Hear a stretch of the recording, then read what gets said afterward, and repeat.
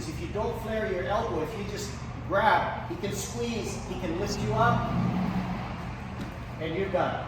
So a combination of blocking the wrist, flaring your elbows, and watch my base. I don't want to lean back or he will pull me. I don't want to lean forward too much unless I want to throw him.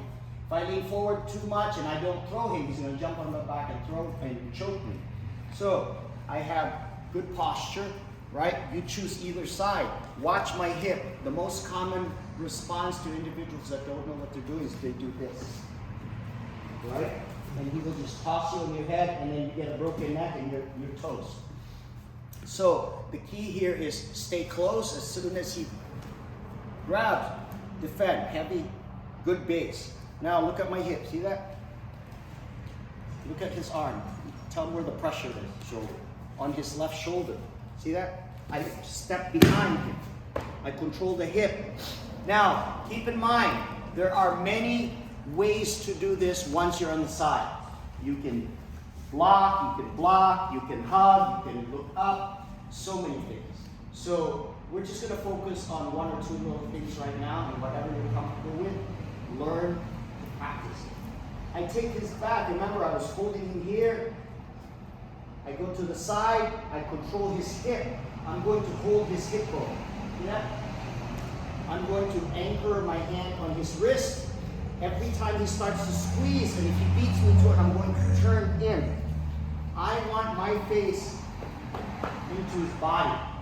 If not, if I keep looking down and he squeezes, he can put me to sleep here. Okay?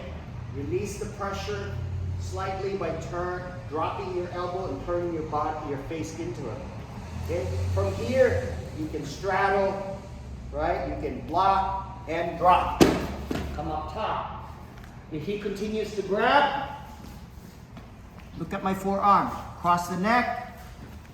I prefer to block the wrist because I want to drive my elbow or my forearm. See that? You see my forearm? If I get higher, he's not very sensitive, but many are. You start putting pressure on that rib cage, you're going to scream. Right? One. I can grab the collar. I can start tucking my elbow, and I start going around his neck and put pressure. If that doesn't work, I'm going to mount. If I mount, I'm going to cross face, and then I'm going to put pressure until he lets go. Okay, so many ways to really approach a scenario. What makes the difference is whatever you learn, make it work for you. Because everyone's different. Some people say, oh, I'm big enough, I can just put my forearm on the face and then just pry it open. Sometimes you come across guys that are very wiry, and their arms are like cable. I'm talking about this guy. He holds your neck. It doesn't matter how hard you smash it. He will take that pressure, and if you don't know what to do, you're going to give up, right?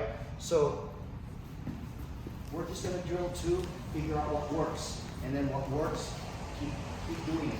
Every time you do it with other individuals, it will be different. He goes to your back right away. Ooh, one. See that pressure? Come around. The other option, once you turn, I can put my palm up and drive my hip into his hip. See that? And then sit on my right side. The other option is I'm going to slide my arm through. I'm going to sit on my right side and pull the hip really fast. Ooh. Right? Come up here. Put pressure. Look up. See, look at my right shoulder. I'm driving on his lower back. Doing this. You see? Why? Because I can make him turn away. He turns away, boom. I take his back. Okay? Like I said, every position has many ways of approach. It depends on what you train, how you train, and how you see things.